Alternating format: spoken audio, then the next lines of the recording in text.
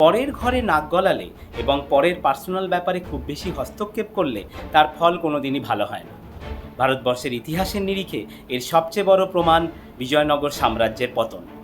অন্তত 200 বছর ধরে এই সাম্রাজ্য দক্ষিণী ভারতে নিজেদেরকে একটি একচ্ছত্র হিন্দু রাজ্য হিসাবে তৈরি করেছিল।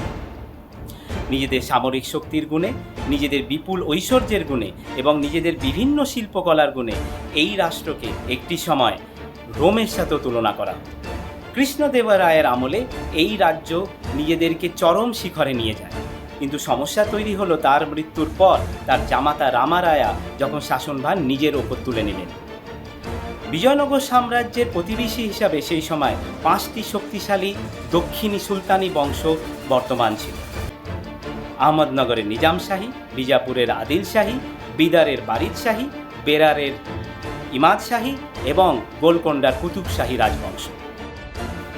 এই 5টি রাজ্য নিজেদের মধ্যে সবসময় কিছু না কিছু ঝামেলায় জড়িয়ে থাকত। এরা এককভাবে বিজয়নগরের সামরিক শক্তির সাথে কোনোদিনই পেরে ওঠেনি। বিজয়নগরও কখনো এদের অভ্যন্তরীণ বিষয়ে নাক গলায়নি। কিন্তু রামারায়া বিজয়নগরের শাসনভার নিজের ওপর তুলে নেওয়ার পর রাজনীতির খেলা পাল্টে গেল। রামারায়া এদের পার্সোনাল ব্যাপারে প্রচণ্ড পরিমাণে হস্তক্ষেপ করা শুরু করলেন এবং নিজের স্বার্থে তাদেরকে যেমন পারলেন সেরকমভাবে ব্যবহার করা শুরু করলেন।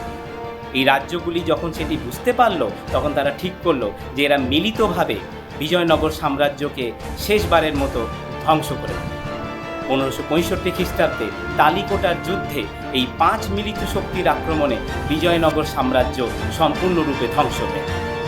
বিজয়নগরের যে রাজধানী, যার নাম ছিল তখন বিজয়নগরা, যাকে একটি সময় রোমের সাথে তুলনা করা হতো, সেখানে শুধু ধ্বংসস্তূপ ছাড়া আর কিচ্ছু বাকি রইল।